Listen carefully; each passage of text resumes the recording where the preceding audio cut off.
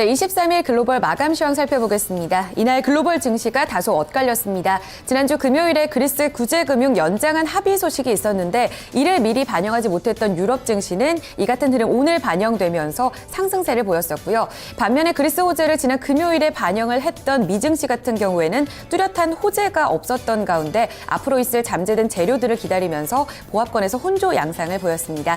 미 증시 3대 지수 함께 보시죠. 다우지수가 0.13% 소폭 밀렸고요. S&P 500 지수 0.03% 약보합권에서 거래 마쳤습니다. 나스닥 증시만이 이날은 선전하면서 0.10% 상승 흐름 나타났습니다. 다우지수부터 하루 흐름 살펴보도록 하겠습니다. 뚜렷한 호재가 없었던 가운데 장 초반에 갭 하락으로 출발을 했습니다. 특히나 장 초반에는요, 바닥권까지 밀리는 모습이 나타났는데요. 경제 지표가 다소 부진했습니다. 이번 주택 지표가 전월 대비 4.9% 감소한 것으로 나타났고요. 예상치를 크게 하회한 것으로 나타났습니다.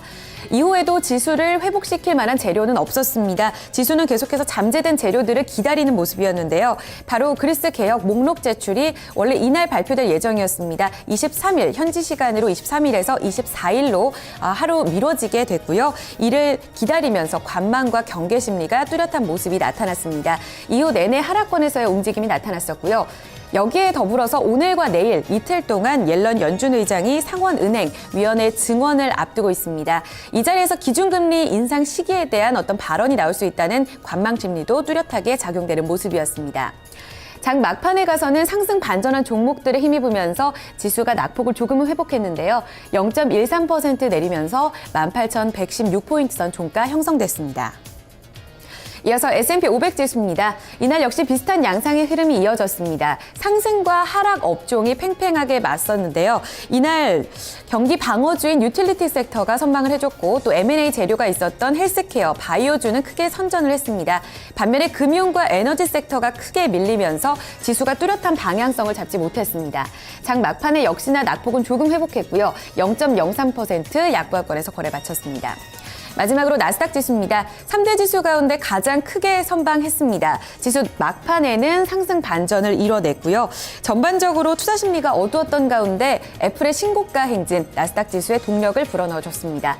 0.10% 상승하면서 4,960포인트 선을 지지했습니다.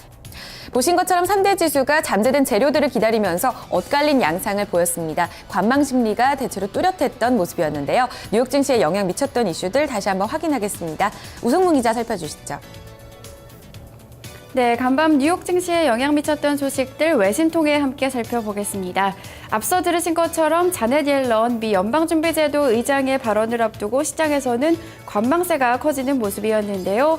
이에 대해서 CNBC는 이번 연설에서 옐런 의장이 시장이 가장 궁금해하고 있는 기준금리 인상 시기에 대한 힌트를 줄 수도 있다고 보도했습니다. CNBC 통해 좀 더 자세히 살펴보시죠. Yellen to shed light on market's biggest mystery. 현지 시간으로 어제 CNBC에 따르면 CNBC는 1월의 의사록 내용을 미루어 봤을 때 옐런 의장이 이번 연설에서 매파적인 발언을 할 가능성은 낮다고 평가를 했습니다. 실제로 지난 1월 FOMC 의사록 내용을 살펴보면요. 연준 의원들은 이 포워드 가이던스인 인내심 유지 문구를 삭제할 경우 시장에 혼란이 올 수 있다며 우려감을 나타내며 신중한 모습을 보인 바 있는데요. 이와 함께 CNBC는 이 연방기금 금리 선물을 살펴보면 6월의 금리 인상을 베팅하고 있는 투자자들이 20%에서 15%로 줄어든 것을 지적했습니다. 그만큼 6월에 금리가 인상될 것이라고 예상하는 투자자들이 낮은 것으로 평가되고 있는데요. CNBC는 이와 함께 최근에 미국 경제 지표들이 부진하게 나온 것과 또 글로벌 경제를 둘러싼 불확실성이 커지고 있는 것 역시 이번 옐런 의장이 매파적인 발언을 하지 못하는 이유라고 설명을 했습니다. 하지만 지나친 비둘기파적인 발언은 이후에 충격을 더 높일 수 있는 만큼 비둘기파적인 발언이 나올 가능성 역시 낮다고 CNBC는 지적했는데요. 따라서 경제지표에 따라 금리 인상 시기를 결정하겠다와 같은 중론에 그치는 발언이 나올 가능성이 크다고 평가했습니다. 마리사 맥도너그 피플스 유나이티드 뱅크 웰스 매니지먼트 이사는 옐런 의장은 단어 선택에 있어서 매우 신중한 모습을 보일 것이라고 분석했습니다. 네, 다음 소식 함께 살펴보겠습니다. 이날 미국에서 발표됐던 경제 지표들 좋지가 못했습니다. 특히 미국의 지난 1월 기존 주택 판매는 9개월 만에 최저치를 기록하면서 투자 심리를 악화시키는 모습이었는데요. 로이터 통신 통해 좀 더 자세히 살펴보겠습니다. US existing home sales at 9-month low supply limited. 현지 시간으로 어제 로이터 통신에 따르면 미국의 1월 기존 주택 판매는 전월 대비 4.9% 감소한 연 482만 채를 기록을 했습니다. 이는 전문가 예상보다 더욱더 낮은 부진한 수치가 나왔을 뿐 아니라 지난해 4월 이후 최저치가 나온 것인데요. 이 세부 항목들을 살펴보면 현재 판매 속도를 감안한 주택 재고는 4.7개월을 기록했고요. 평균 주택 가격은 전년 대비 6.2% 상승한 것으로 나타났습니다. 이에 대해서 전문가들은 이 미국의 모기지 금리가 낮은 수준을 이어가고 있음에도 불구하고 주택 지표가 부진하게 나와서 실망스럽다고 평가를 했는데요. 특히 현재 공급 부족이 판매에 악영향을 미치고 있다는 평가도 나왔습니다. 기존 주택 판매는 전체 주택 거래에 있어 90% 정도를 차지할 정도로 주택 경기를 나타내주는 중요한 지표인데요. 패트릭 뉴포트 IHS 글로벌 인사이트 이코노미스트는 현재 미국의 주택 시장이 회복을 향해 어려운 길을 걷고 있다고 평가했습니다. 주요 소식 외신 통해 함께 살펴봤습니다. 네, 자 이렇게 지수별 흐름을 좀 살펴봤습니다. 자 그럼 지수 내 구성 종목들 마감 상황 어땠는지 개별 종목들 마감 상황 살펴보도록 하고요. 이와 관련된 외신 소식도 함께 좀 챙겨보도록 하겠습니다. 자 다시 시황센터로 넘깁니다. 어이제 앵커 우성 기자 계속해서 전해주시죠. 네, 다우지수 내 30개 구성 종목 흐름부터 확인하겠습니다. 이날 하락 종목이 우세했습니다. 하지만 장 막판에 가서는 상승 반전하는 종목들도 속속들이 나타나는 모습이었는데요.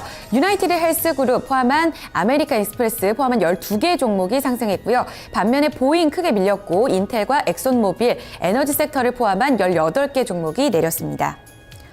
하락 종목 다시 한번 확인하겠습니다. 지난주 금요일에 큰 폭으로 상승했었던 보잉이 이날은 다우지수 내에서 가장 큰 폭으로 밀리는 모습이었습니다. 이날 악재가 좀 있었는데요. 증권사에서 투자 의견을 낮춰 잡게 됐습니다. 여기에 더불어서 미국의 항공기 수요가 줄어들 수 있다는 지적까지 나타냈고요. 투자 심리가 급격하게 위축되면서 지난주 금요일의 상승폭을 모두 반납하는 모습이었습니다. 2.26% 내렸습니다. 그 밖에 쉐보론 텍사코와 엑손모빌 등 에너지 섹터도 많이 부진했었는데요. 이날 국제 유가가 내렸습니다. 장중에 석유 수출국 기구 오펙이 긴급 회동을 가질 수 있다. 유가 하락에 대응하는 대비책을 내세울 수 있다는 전망에 따라서 급반등하기도 했었는데요. 다만 공급 우위 장세가 지속될 것이라는 전망에 힘이 실리면서 유가가 $50 하회했고요. 관련 섹터들이 일제히 낙폭을 키웠습니다. S&P 500 섹터 내의 업종별 흐름 살펴보겠습니다. 앞서 말씀드린 대로 상승과 하락이 팽팽했던 하루였습니다. 특별한 호재가 없었던 가운데 경기 방어적 섹터인 유틸리티 섹터에 힘이 실렸고요. 유틸리티 섹터가 이날 0.68% 가장 크게 선방했습니다. 그 뒤를 이어서 M&A 재료 있었던 헬스케어와 반도체, 소비재 섹터가 선방을 했고요. 반면에 국제유가 하락에 따라서 에너지 sek터 많이 부진했었고요. 자본재와 산업재 섹터, 건축자재, 금융 섹터가 일제히 밀렸습니다. 특징주 이어서 확인하겠습니다.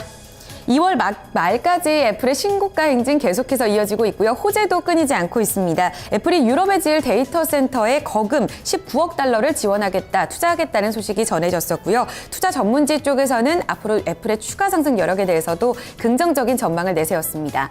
종가상으로도 2.7%, 133달러의 신고가를 썼습니다. 이어서 헬스케어 업종을 이끌었던 제약업체 M&A 소식도 확인하겠습니다. 캐나다 제약업체인 밸리언트 파마스티컬이 이날 위장약 제조사인 셀렉스를 101억 달러에 인수하겠다는 소식이 전해졌습니다. 인수하는 기업인 밸리언트 주가가 14% 급등한 반면에 피인수 기업인 셀렉스는 1% 소폭 밀린 구간에서 마무리됐습니다. 보신 것처럼 개별 재료들이 있었던 종목을 제외하고는 대체로 투자 심리가 어두웠습니다. 특징주 다시 한번 확인합니다. 우성문 기자. 네, 종목 주요 소식 외신 통해 함께 살펴보겠습니다. 지난 금요일 급등했던 보잉의 주가가 이날에는 급락세로 돌아서는 모습을 보였는데요. 이날 투자은행이 매도를 권고했다는 소식이 전해졌기 때문입니다. 자세한 소식 포브스 통해 살펴보겠습니다. Boeing shares slip after Goldman downgrade. 현지 시간으로 어제 포브스에 따르면 골드만삭스는 보잉의 투자 등급을 중립에서 매도로 낮춰 잡은 것으로 확인이 됐습니다. 이와 함께 골드만삭스는 이 향후 12개월간의 목표 주가도 하향 조정을 했는데요. 골드만삭스는 보잉의 목표 주가를 기존에 146달러에서 130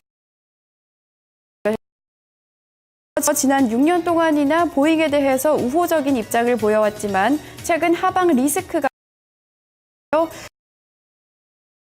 골드만삭스는 현재 항공기 수요 펀더멘털이 약화되고 있고 또한 787 모델 생산이 지연되고 있으면서 보잉의 실적에 부담으로 작용할 것이라고 지적했습니다. 이와 함께 최근 유가 약세와 또 글로벌 성장의 변동성이 커지고 있는 것도 항공기 수요에 부담이 될 것이라는 설명인데요. 보잉의 주가는 지난주에만 6% 가까이 상승하면서 사상 최고치를 경신한 바 있습니다. 하지만 이날에는 이 소식에 2% 넘게 빠지며 다우지수를 전반적으로 끌어내리는 모습이었습니다. 네, 다음 소식 살펴보겠습니다. 최근 애플의 신고가가 이어지고 있습니다. 이날에는 130달러를 넘어서면서 나스닥 지수를 끌어올리는 모습이었는데요. 유럽의 데이터 센터를 건설하겠다는 호재가 들려왔기 때문입니다. 블룸버그 통신 통해 좀 더 자세히 살펴보시죠. Apple to spend 1.9 billion building two Europe data centers. 현지 시간으로 어제 블룸버그에 따르면 애플은 덴마크와 아일랜드에 19억 달러에 해당하는 데이터 센터를 지을 계획이라고 발표를 했습니다. 또한 이날 나온 정보에 따르면 이 데이터 센터의 규모는 무려 각각 16만 6천 평방미터가 될 것으로 예상되고 있는데요. 이는 세계 최대 규모가 될 예정이라고 합니다. 애플은 이에 대해서 이 유럽 지역 사용자들이 아이튠즈 스토어와 앱 스토어, 또 음성 인증 서비스 등 사용이 늘어나면서 데이터 수요가 크게 증가해 이 같은 결정을 내렸다고 설명했는데요. 애플은 지난해 78억 유로를 유럽 지역에 투자한 바 있습니다. 현재 애플은 유럽 19개 국가에서 67만 2천여 명의 고용 효과를 가져다주고 있는 것으로 확인되고 있는데요.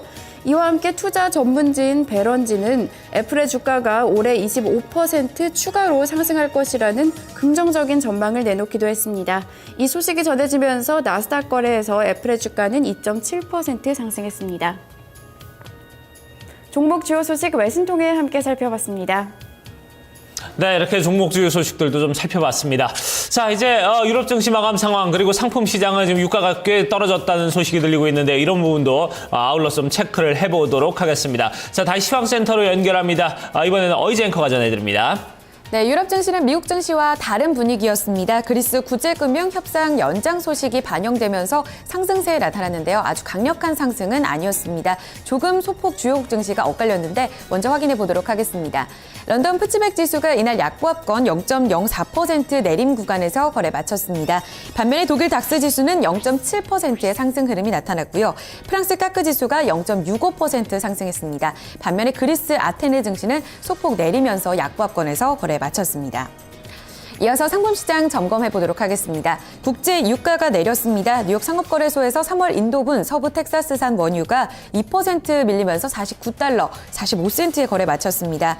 장중에 앞서 말씀드린 대로 오펙 기구의 긴급 회동 가능성이 제기되면서 급반등하기도 했었는데요. 그럼에도 불구하고 리비아 최대 유전 지역과 주요 원유 수출항에서 생산과 수출 다시 재개했다는 소식 들리면서 공급 우위 장세에 대한 우려감이 커졌습니다. 50달러를 이탈한 모습이었고요. 금값도 이틀째 밀렸습니다. 그럼에도 불구하고 1,200달러 선은 지지하는 모습이었습니다. 곡물 가격 대체로 이틀째 내렸는데요. 옥수수 가격 반락하면서 1% 내린 구간에서 거래 마쳤습니다. 이어서 주요 지수 확인하겠습니다. 반도체 종목들이 다소 엇갈렸습니다. 이날 필라델피아 반도체 지수가 0.76% 반락하면서 705포인트 선까지 내려앉았고요. 공포지수인 빅스 지수는 이날 여러 가지 재료들을 좀 기다리면서 소폭 올랐습니다. 3% 반등했고요. BDI 발틱 운임 지수는 이날 추가적으로 2포인트 추가 상승이 나타났습니다. 이어서 외환 채권 시장까지 점검해드리겠습니다. 어제 서울 외환시장에서 원달러 환율은 제닛 옐런 연준 의장의 의회 증언을 앞두고 기준금리 인상 시기가 나타날 수 있다는 경계감에 따라서 달러 매수를 부추겼습니다. 6원 90전 오르면서 1108원 70전의 종가 형성됐고요. 달러 인덱스는 이날 달러 강세에 따라서 0.27% 소폭 올랐습니다. 마지막으로 뉴욕 채권시장에서 미국채 10년물 금리는 지난 금요일 대비 0.05%포인트 내린 2.06%의 수익률을 기록했습니다.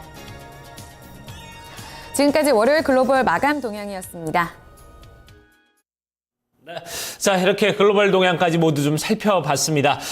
토마토잉쇼 이제 1부 순서 모두 마칠 시간이 다 됐는데요. 자, 어제 이제 여러분들 차량 이렇게 야외 주차해 놓으신 분들 아마 유리창이 뿌옇게 된 부분을 많이 좀 느끼셨을 겁니다. 어제 황사가 좀 올 들어서 좀 가장 극심한 그런 모습을 보여줬는데 황사주의보, 황사경보까지 좀 발령이 됐던 그런 어제의 모습이었습니다. 오늘은 좀 옅어져서 이 주의보는 좀 해제가 됐다고 하는데요. 하지만 옅게나마 아직까지 좀 황사가 좀 남아있다고 하니까요. 오늘까지는 좀 출근길 마스크를 좀 챙기셔야 되지 않을까 하는 생각이 드네요.